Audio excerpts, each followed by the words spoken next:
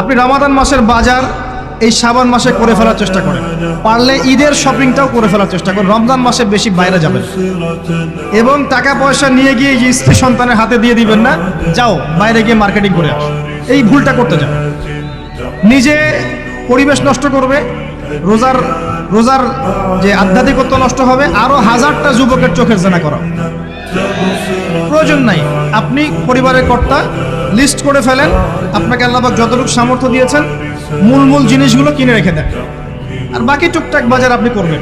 আর যখন বাজারে যাবেন একটা দোয়া পড়বেন, আপনি 10 লক্ষ নেকি পাবেন ইনশাআল্লাহ। কত লক্ষ? 10 লক্ষ। দোয়াটা শিখাচ্ছি। দোয়াটা হচ্ছে লা ইলাহা ইল্লাল্লাহ ওয়াহদাহু লা শারীকা লাহু লাহুল মুলক ওয়া লাহুল হামদ ইউহয়ী ওয়া ইউমীত ওয়া হুয়া হাইয়্যুন লা ইয়ামুত বিয়াদিহিল খায়রু কুল্লুহু ওয়া হুয়া আলা কুল্লি শাইইন কাদির।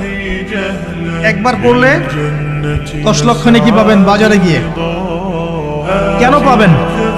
কারণ বাজার সবচেয়ে নিকৃষ্ট জায়গা, যেখানে গেলে মানুষ আল্লাহকে স্মরণ করে। সেখানে গিয়ে আপনি আল্লাহকে স্মরণ করেছেন, এই জন্য আল্লাহ আপনাকে ডেকে দিবেন ইনশাআল্লাহ।